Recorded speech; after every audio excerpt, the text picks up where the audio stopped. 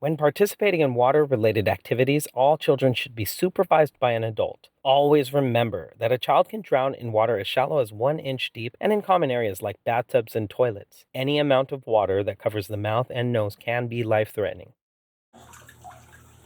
On our tummy, face up, just like that. I'm Louie. I train lifeguards and swim instructors for the American Red Cross.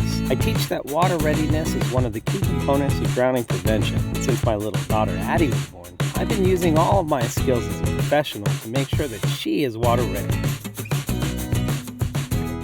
Floating on the front is similar to tummy time, and it should be handled with a lot of caution for younger kids and especially infants. It really should be avoided until around 6 months of age, when the child has some time to develop the neck and core strength required to keep the head and the airway free from any water. In all my years of teaching young kids, I have never seen a situation that calls for floating on the front earlier than around 6 months of age. There are just too many safety concerns, and the child really isn't getting much anyway. The best practice during these early months really is your daily tummy time routine that every professional advises for your baby. I stress this safety point essentially for any at-home activities, as we mentioned previously in the at-home kicking video. It was just too hard for me to see my child's face in the small space and to know if she was able to breathe comfortably with her face out of the water. So I stopped putting her on her front until she was able to easily lift up her own head. Once they start crawling and getting strong, they're more than ready for floating on the front. I started Addie around 6 months of age with an in-tub version of tummy time on my chest with just enough water so that her legs were wet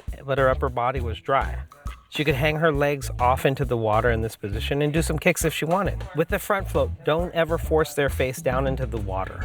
I like to let them decide when that's a good idea.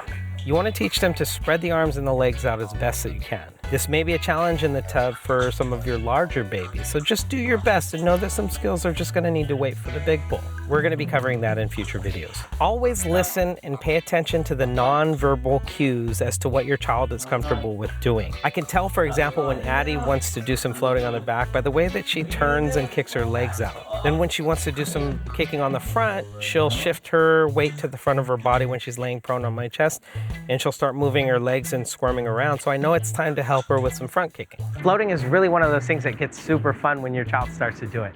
Remember, practice, practice, practice, patience, patience, patience.